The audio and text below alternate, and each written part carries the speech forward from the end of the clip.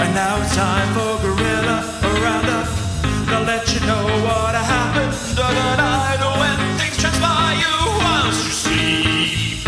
Right there in the loop you keep. Well, welcome to the first Guerilla Roundup of the 2025-26 Ashes series, which started today in Perth at the stadium. And I'm very pleased to be joined today by Ed Mace, who's a master's student on placement with Guerilla Cricket, who's come in for his first day of Ashes cricket, and what a ripper it's been. Welcome, Ed. Good to have you. Hi, yes, I'm happy to be here. What a day. Yeah. Unbelievable day. So, let's start off. If you can just give us the barest of descriptions of the day, the toss, the scores, and then we'll go back and talk about it a bit. Yeah, so England won the toss and they chose to bat. Interestingly, Steve Smith said he would have done the same thing. And then about 2 sessions later, we weren't thinking that was a good decision. England struggled to 172 all out. We had 50 from Harry Brook, who ended up giving Brendan Doggett his debut wicket. We had decent runs from Ollie Pope, but still looked scratchy, and then just struggling contributions elsewhere. Root was out for a duck, which really set things off on a bad start. Mitchell Starc ran through that England upper order and then the tail at the end, taking 7 for 58. And then when England got on to bowl, it was more of the same. 9 wickets fell for the rest of the day. And then Australia still trailed by 49 at the end of the day. No one really got going for them. Some poor shot selection all round. Cam Green and Alex Carey had starts, but nothing substantial. Ben Stokes, the pick of the bowlers there with his fifer. He just seems to deliver every single time England need him at the minute. It's been thrilling stuff. Brilliant. Thank you for that. Just to set the scene a bit, I myself was at the test for the first 2 sessions today. It was the first time the Ashes have started in Perth, and the atmosphere there was amazing. The Perth Stadium holds about 55,000 for cricket because of the sight screens and things. There were a bit over 51,000 attended today, and it just felt packed. The Barmy Army was there in strength, although their noise wasn't as effective as it used to be at the Wacker. I think sort of drowned out in the stadium a little. But with the start of the game, we had Mitchell Starc taking Crawley's wicket in the first over, and that set the place alight, I have to say. So maybe if you can go through the performance of some of the English batters and the Australian bowlers for the first innings for us, Harry, and sorry, Ed, Yeah. and just describe what it was like watching from the middle of the night in London. It was very strange because we knew how England were going to play. We knew they were kind of going to be aggressive, and we thought the pitch was going to back that up, where you'd be able to get good value for your shots. It proved very quickly that the pitch was taking very variable bounce, and that the outfield was slow. So that kind of combination of things made it prove far more difficult to score runs than it initially seemed. It didn't seem like at the start the bowlers were getting a huge amount of lateral movement, but it was that bounce that completely did Crawley in the first over, and just throwing his hands at a wide one. Ducky got some great shots down the ground, particularly off Scott Boland, who was pretty loose in the morning. And then that wasn't enough because Mitch Starc dealt with him pretty swiftly. A very typical full ball from him, wrapped him on his pads, and that was it. And then Pope and Root had a little. No, Root didn't have a thing at all. Root, kind of looked scratchy for his 7-ball duck, I believe. It was very uncharacteristic in that he was trying to play his normal shots, but no timing. He'd nearly been run out of the non-striker's end before he'd even had a look at playing an aggressive shot, and he just couldn't get anything going. And then the ball that got him. It was a good ball from Starc again, but on replay, the more we watched it in the studio, we're thinking less good than we thought. It didn't seem to do as much, and Root got himself in all sorts of trouble. After that, we started having more progressively improving partnerships. Root and Brook, Pope and Brook, sorry, had a bit of a thing going on where they were able to kind of take the fight to the bowlers. Brook especially had some lovely shots through the leg side before he looked to take those lofted shots that we know him so well for. He even had a 6 in there. So before we go on from Harry Brook, I just want to ask you something. This is the first time I've watched him in the flesh. And there were a few shots that just seemed to me completely harebrained. I think he was on 1 or 2 when he decided to take 3 strides down the wicket to start and completely missed it. And I thought, that's a fucking number 11 village batsman shot. What the hell's going on? Does that happen a lot? Yes, it's baffling really because Brook's numbers don't seem to reflect the kind of player that he is. I mean, his average is 57, I think, something around that. It's phenomenal considering the number of times he takes very risky shots early in his innings. We were talking about it in the studio where there's so many shots that you berate every other batter for, but with Brook, you kind of let it slide because it's just what he's like. He has such a unique game that's really hasn't got a parallel in England Test team ever. I think he's one of one in this generation. And yeah, he does it. He plays those shots all the time, and he gets out to one of them in the end, just kind of wafting I was watching bounce it, I just thought that's crazy brave. And if I was an England supporter, I would have been really angry with him playing that shot. It's just madness. Yeah, especially considering the game situation. Yeah. But I think what we've come to learn about Brook is that it's an attitude that Stokes wants all his batters to have on difficult pitches. We were talking about how on a pitch like that where the bounce is messing up at all the best batters, we were saying there's going to be a ball coming for you that's going to get you out. You might as well play some shots before then. And Brook is someone who I think understands that very well. It's kind of what Buzzball's all about, is that you take your runs where you get them. And Brook, I think, is the best guy for that at the minute, where he knows that aggression is the best form of hanging in there and putting up a even close to respectable total, which it didn't seem like it would be at first. But hindsight's a great thing. Okay, sorry, I interrupted you. Anyhow, you were in full flow. I think Jamie Smith has probably been Stokes been dismissed at this stage. I can't remember. No, yeah, Stokes was out just after lunch. Bowled, just kind of playing around one that did a bit, but nothing too special. I thought that was a superb. Do you think that was a good ball? Yeah, he set him up because I think Stokes was looking for the outswinger and he got a couple. Yes. And then all of a sudden he went across him and brought it back in, and it was just the best setup. That's true. Yeah. Pretty well any batter would have been prey to that ball. I guess normally you see Stokes get very frustrated when he's out, and this time he kind of just strolled off, not too worried with the one he got. So I guess you're right in that. But then after that it was Jamie Smith with Brook. The two of them bat so well together because they kind of can find aggression from anywhere. Jamie Smith had that one back foot drive that he hit harder than any shot we saw today, really. Straight down the ground off the back foot. It was a very impressive shot. And he was going more than on a ball, which is really the story, that even though England were dismissed for 172, they were scoring at 5 and over, which is just a remarkable thing that you don't really, we haven't really seen any other side even try something like that. But knowing that it's a very calculated thing makes it even more interesting to me, really. And then the tail, Cart had a few good shots. He's a solid bat, I think. He kind of knows his role in the side, and then after that, the lower order. He still only made 6. I thought that the batting by the England tail, they went from 160 for 5 to 172 all out. I thought it was poor, it was wasn't it? abysmally bad.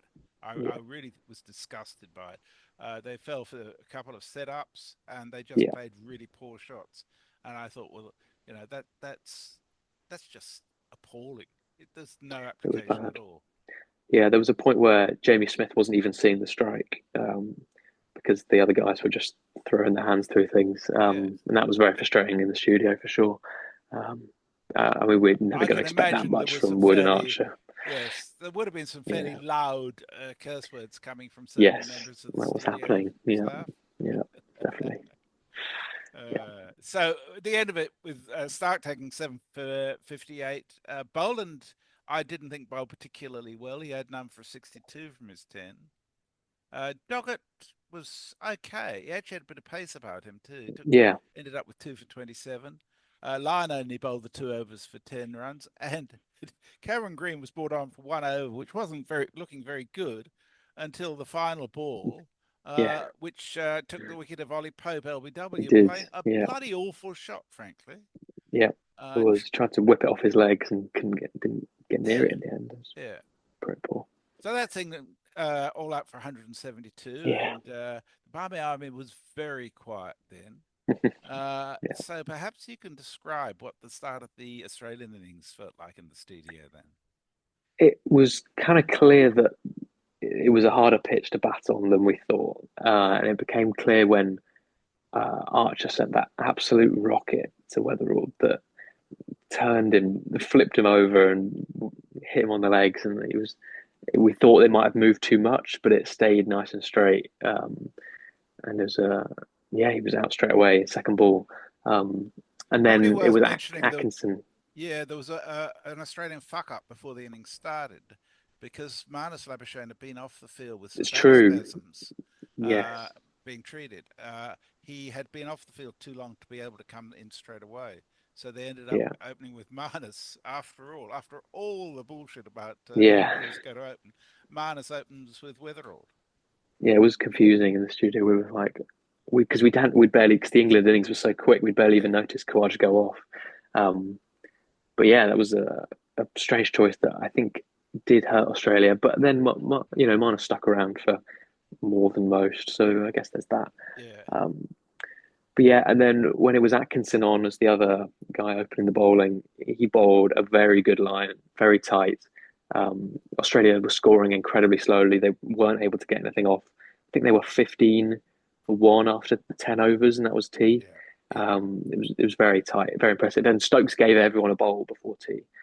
He only gave two each to the guys, which was an interesting choice because you'd think get Archer, just bowling through, and then Atkinson, and then maybe one for Wood just to see how quick he's bowling and how he's feeling.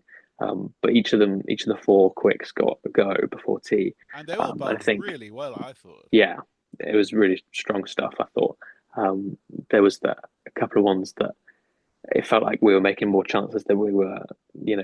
yeah, going to take wickets for. Which left the feelings like, oh, we've got to punish them here because if it gets easier to bat after tea, or if the ball gets soft and starts doing less, we could be in real trouble having only put up 172. But yeah, that was tea, and then it went downhill for Australia very quickly after that. Yeah. So maybe you describe some of those dismissals. Marnus Yeah. went for 28 just after tea, was it? Yes, he was one of the first to fall. And then Smith went, and that was a brilliant delivery from Cast, well taken by Harry Brook at second slip. Cast was getting so much, it was causing so many problems for the Australians. It was the bounce that we've seen him do in England, and even in Pakistan when he kind of burst onto the scene. He's able to, it's his height and it's his kind of tenacity, and his intelligence with line and length as well. It makes him such a threat on pitches like this. Um, he bowled excellently throughout, and then when Stokes came on, he kind of saw things through from there. It was an unbelievable spell. I can't believe how good his bowling has been in 2025. It feels like it was the area of game he was kind of having to abandon because of injury. It seemed like he wasn't really going to be able to come back. He barely bowled in the last Ashes, and in this year in the India series, and then the start of this one here, it's been a completely new Stokes. There's no, they have no answer for him at the minute. It was incredible bowling. It was one of the quickest fifers by an Englishman ever. It was. I think it was fifth on that list. He was helped by some inept batting, in my view.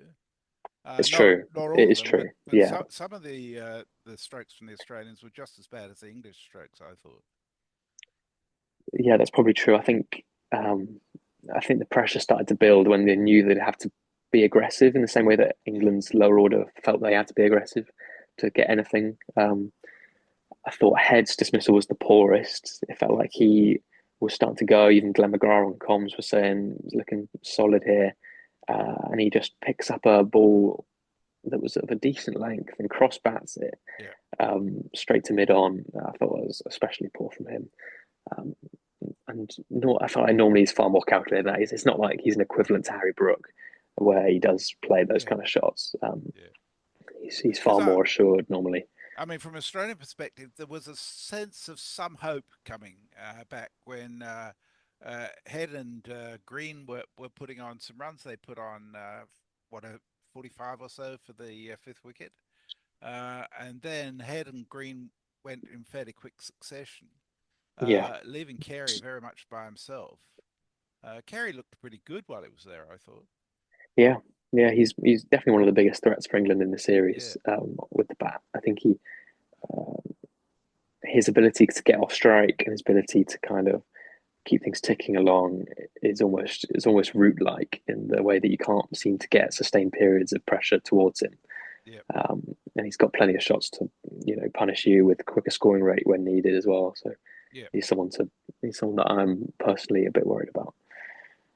yeah. But yeah, he threw his wicket away in the end as well. And then from there, the last few all fell pretty quickly, and then we've got one more to get tomorrow morning. Yes, I thought Stark and Boland threw their wickets away at a time Yeah, when it was just ridiculous to be playing the shots they were when we were so close to stumps.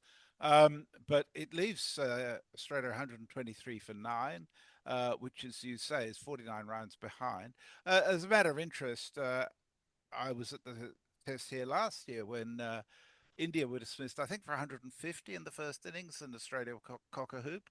Australia then got all out for 106, I think. So they were yeah, 44 behind. At the moment, Australia 49 behind.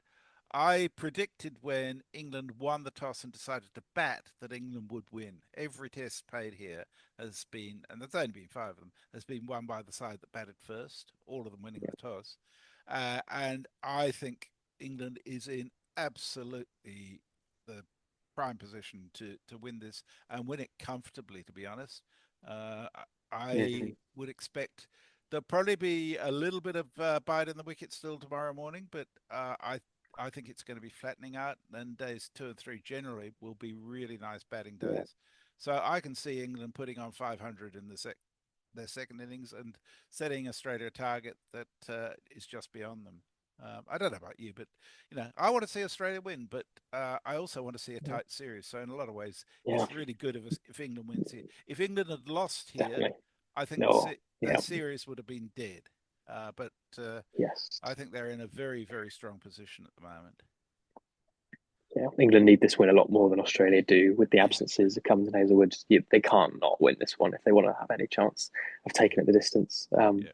I will say this kind of the way the first innings gone reminds me a lot of the World Test Championship final, where that got easier and easier to bat. Yes. Um, and even though there was at Lords, which is historically a bowling ground, um, there is something in this where I do think a fourth innings chase might be more on the cards than it seems. So I don't think I think if England were to have a lead of 300, I think that might not be enough, and so they're going to have to be very calculated when they get to bat, and it's going to need an anchor from probably Root or Stokes, who are the best to do that um, at the minute. Well, it's interesting. I think for Australia to be able to do that, they need to get their heads together because I think they Yeah, were discombobulated from the go from the get go simply because of Khawaja not even being able to open.